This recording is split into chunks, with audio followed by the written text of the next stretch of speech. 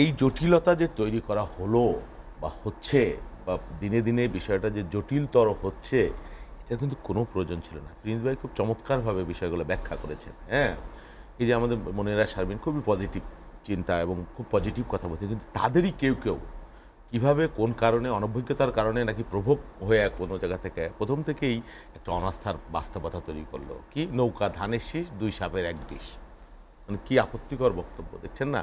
আবার তার ভিতরে কেউ কেউ ঢুকে অমুকের বাংলাদেশ তমুকের বাংলাদেশে এই সেই নাই। এই যে বিষয়গুলো হচ্ছে, বাকি মির্জা কাদের আর মির্জা আলমগীর একসাথে মিলে একই একটা স্লোগান তৈরি করলো। হ্যাঁ, সবাই করে নাই, কি কারণে তারা করলো এই অনৈক্য বা বিভেদের এই বাস্তবতা, সেই পুরনো বিদ্বেষের রাজনীতি, এটা তখন কিন্তু এরকম কিছুই হয়নি। এই আরও আজ থেকে আরও 7 মাস আগের কথা আমরা বলতেছি। এটা দুর্ভাগ্যজনক প্রথমত। আর একটা যেটা বিষয়, রাজনৈতিক দল সব বিষয়ে একমত হওয়ার কোনো প্রয়োজন নাই। যেমন সংস্কারের বিষয়ে সবাই কেন একমত হবে? আর ডেমোক্রেসিটা কি? আপনাকে এই জিনিসটা খুবই চমৎকার একটা ব্যাপার, যে এইটা তো আপনি একদিনে সংস্কার করে ডেমোক্রেসির আপনি চূড়ান্ত জায়গায় সবচেয়ে উৎকৃষ্ট যেতে পারবেন না। এটা নিয়মিত, এটা একটা মানে দিনে দিনে প্র্যাকটিসের মধ্য দিয়ে একটা পরিশীলিত হয়, শুদ্ধ হয়, একটা ভালো জায়গায় যায়। এখন এই 50 বছরের কাজকে আপনি একদিনে শেষ করতে চাচ্ছেন, এটা তো একটা অবাস্তব কল্পনা বা একটা মানে কি কল্পনা প্রসূত বাস্তবতা। আপনি এই যে যেই সংস্কারের কথা যা কিছু বলা হয়েছে, এটা করতে যায় একটা লেজেগোবের অবস্থাটা, একটা আনস্টেবল পরিবেশ তৈরি হচ্ছে, বা আপনি নির্বাচন প্রলম্বিত হবার একটা সম্ভাবনা তৈরি হয়ে গেছে, জটিলতা বাড়ছে।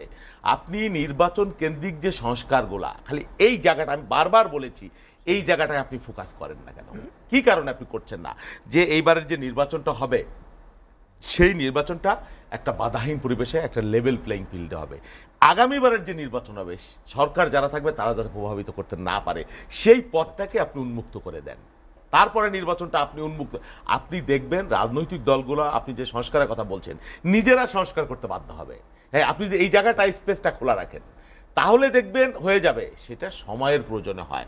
আপনি একদিনেই মানে আপনি কেউ কেউ বলছে যে বিএনপিকে টার্গেট করে আপনি কিছু কিছু সংস্কারের যে প্রস্তাবনা আছে, সেই প্রস্তাবনাগুলো আপনি আনছেন। আপনি একদিনে এই যে পরপর দুইবার কেউ প্রধানমন্ত্রী দুইবারের বেশি হতে পারবে না, এর আগে এই কনসেপ্ট কেউ চিন্তা করেছে? এটা তো আমি 2022 সাল থেকে আমি এটা ব্র্যান্ডিং করছি, মার্কেটিং করছি, তখন তো আপনারা এগুলো চিন্তাও করেন নাই। হ্যাঁ, কেউই চিন্তা করেন নাই। আপনারা যারা বৈষম্যবিরোধী আন্দোলন করেছেন বা চাকরির আন্দোলন করেছেন, আমি তো করেছি। প্রেসিডেন্ট এবং প্রধানমন্ত্রীর মধ্যে কিভাবে এটা পার্থক্য, মানে ক্ষমতার ভারসাম্যটা আনা যায়, এটা তো আমি বলেছি, আপনার আগে বলেছি। হ্যাঁ, তো আমরা তো বলেছি, অনেকগুলো বিষয় বলেছি। 70 অনুচ্ছেদের বিষয় একেবারে নিশ্চিদ্র ছিল, সেখানে ওপেন করা হয়েছে। অনেকগুলো বিষয় করা হয়েছে, উচ্চ কক্ষের বিষয়ে বলা হয়েছে। আমরা তো অনেক বিষয়ে একমত হয়েছি। এখন সব বিষয়ে 100% আমি একমত একবারেই যে হয়ে যাব, সেই বাস্তবতা বা সেই কল্পনা করাও তো মানে আশাপ্রদ বা এটা আকাঙ্ক্ষা করাও তো সবসময় ঠিক না। সেই জন্য আমরা বলি যে ইলেকশনটাকে টার্গেট করে আপনি যদি কাজ করতেন, তাহলে দেখতেন এই যে আজকে যে মানে অচল অবস্থা বা আজকে যে জটিলতা তৈরি হয়েছে, এই জটিলতা অনাস্থার জায়গাটাও কিন্তু তৈরি হইতো না, কোনোভাবেই হইতো না।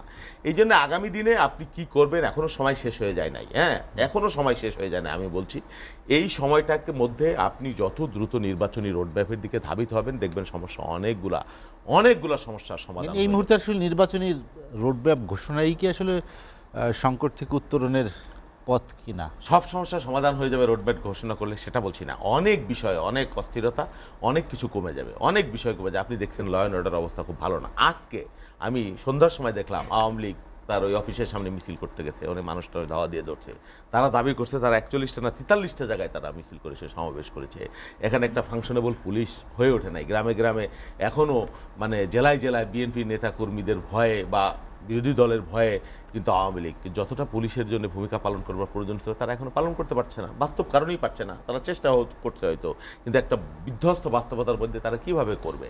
নানান জটিলতা। হ্যাঁ, তারপরে অর্থনৈতিক যে সমৃদ্ধি বা উন্নয়ন বা ট্রান্সপারেন্ট, এই বাস্তবতাও কিন্তু আমরা দেখছি না। অনেকগুলা জায়গায় ব্যত্যয়, মানে অসত্য অসুন্দর এই বিষয়গুলো আমাদের সামনে চলে আসতেছে।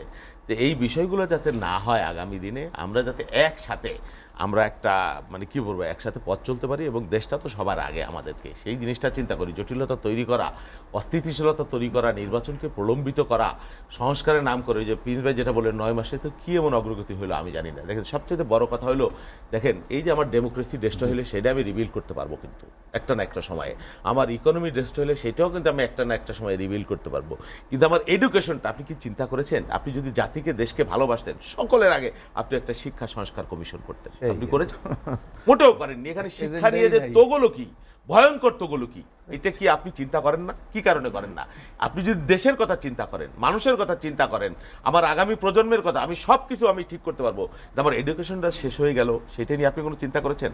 খালি ভিসি নিয়োগ করবেন, কে কোন দলের, কে কার সাপোর্টের, এগুলো করে করে আপনি কি লাভ হচ্ছে? এই যে দ্বিমুখী শিক্ষা ব্যবস্থা, ত্রিমুখী শিক্ষা ব্যবস্থা, আর হাজারে হাজারে আমি সব BA pass M A pass তৈরি করতেছি, এগুলো আমার কি কাজে লাগবে, কি লাগবে? এটা নিয়ে একটা প্রোডাক্টিভিটি এডুকেশন বা একটা উৎপাদনমুখী শিক্ষা কিভাবে আপনি তৈরি করবেন, এটা নিয়ে হলো সবচেয়ে আগে একটা কমিশনের প্রয়োজন ছিল। কারো কোনো চিন্তা আছে?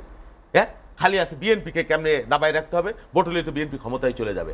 হ্যাঁ? আরে ভাই, ভোট বিএনপি কি রাতের বেলায় ভোট করে ক্ষমতায় যেতে চাইছে? কেন যাইতে চাবে না? আপনিও যান, অসুবিধা তো নাই।